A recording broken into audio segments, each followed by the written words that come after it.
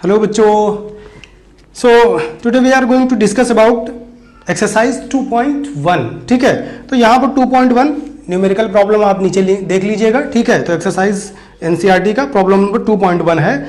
तो प्रॉब्लम क्या दिया हुआ है? प्रॉब्लम ये दिया हुआ है कि टू चार्जेस 5 × 10⁻⁸ कूलॉम और दूसरा चार्ज जो है 3 × 10⁻⁸ coulomb are located at 16 centimetre apart. ठीक है, at what points on the line joining the two charges is the electric potential 0? Take the potential at infinity to be 0। ठीक है, तो it is obvious infinite पे तो electric potential हमेशा 0 होगा। ठीक है, ये कहने की कोई जरूरत नहीं है।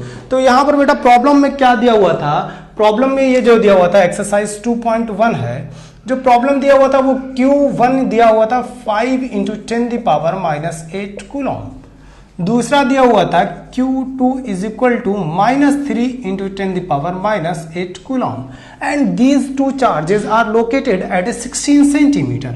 मतलब इनके बीच का डिस्टेंस जो दिया हुआ था 16 सेंटीमीटर दिया हुआ था।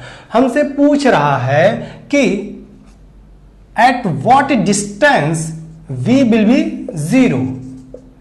तो जो पोटेंशियल है at what distance electric potential will be 0। ठीक है, तो हम जानते हैं इलेक्ट्रिक पोटेंशियल जो होता है बेटा वो चार्ज के साथ ऐड हो जाता है।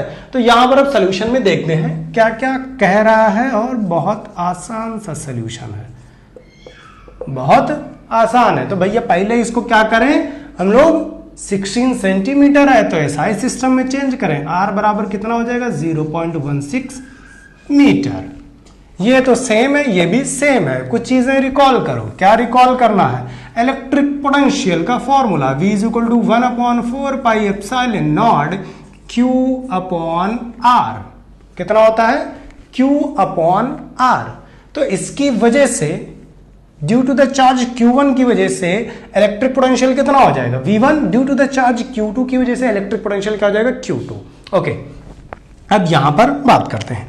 तो देखो अकॉर्डिंग टू क्वेश्चन बेटा Q1 यहां पर रखा हुआ है, Q2 यहां पर रखा हुआ है। इन दोनों के बीच का डिस्टेंस कितना दिया हुआ है?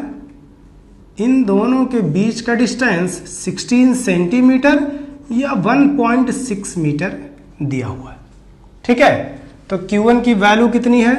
5 × 10⁻⁸ कूलॉम। Q2 की वैल्यू कितनी है? -3 × 10⁻⁸ कूलॉम। ये दिया हुआ है। अब क्वेश्चन में कह क्या रहा है? कह रहा है कि किस पॉइंट पर हम लोग किस तरफ चले जाएं कि जो हमारा इलेक्ट्रिक पोटेंशियल है वो 0 हो जाए। तो हमने कहा Q1 से मान लेते हैं किसी पॉइंट पर। तो हमने कहा कि at point C electric potential will be 0।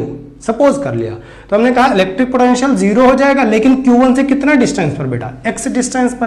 तो Q2 से कितना डिस्टेंस हो जाएगा? देखो टोटल में से इतना घटा दें, ये बच जाएगा। टोटल में से इतना घटा दो, बचा कितना? ये। तो 0.16 - x डिस्टेंस बचा। तो C पॉइंट पर इसकी वजह से इलेक्ट्रिक पोटेंशियल क्या हो जाएगा? V1। इसकी वजह से क्या हो जाएगा? V1। और इसकी वजह से क्या हो जाएगा? V2। तो हमने कहा potential due to the charge Q1, potential due to charge Q1। तो बेटा ये क्या हो जाएगा? V1 हो जाएगा। और V1 क्या होता है? 1/4πε0। और Q1 की वैल्यू कितनी है? 5 × 10⁻⁸ अपॉन क्या हो जाएगा? R हो जाएगा। तो ये क्या हो जाएगी? फॉर्मूला यहां पर x हो जाएगा। ठीक है, ये हो गया। अब दूसरा बात करते हैं। V2 बराबर कितना हो जाएगा? V2 हो जाएगा 1/4πε0। Q2 की वैल्यू कितनी है? माइनस है, तो माइनस यहां पर लगा देता हूं।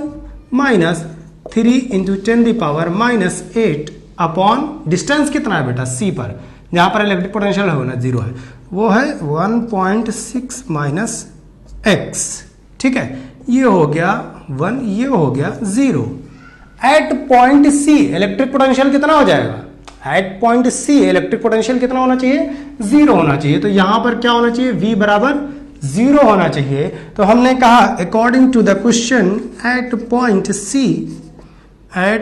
सी v1 प्लस v2 बराबर कितना हो जाना चाहिए? 0 हो जाना चाहिए। ठीक है, तो अब v1 की वैल्यू कितनी है बेटा? 1/4 pi epsilon not 5 into 10 the power -8 divided by x। Q2 के प्लस V2 में लेकिन माइनस है तो यहां क्या आ जाएगा? Minus 1/4 pi epsilon not 3 into 10 the power -8 divided by 0.16 minus x बराबर क्या होना चाहिए? 0 होना चाहिए। ठीक, 1/4 pi epsilon not 1/4 pi epsilon not common है, 10 द पावर -8 कॉमन है, तो कॉमन ले लेते हैं बेटा। ये क्या काम किया मैंने? 1/4 pi epsilon not into 10 the power -8 common ले लिया। ये कितना बच जाएगा? 5/x और ये कितना बच जाएगा? 3/0.16 माइनस x बराबर 0। ये वाला टर्म इधर जाएगा, 0 समथिंग क्या हो जाएगा?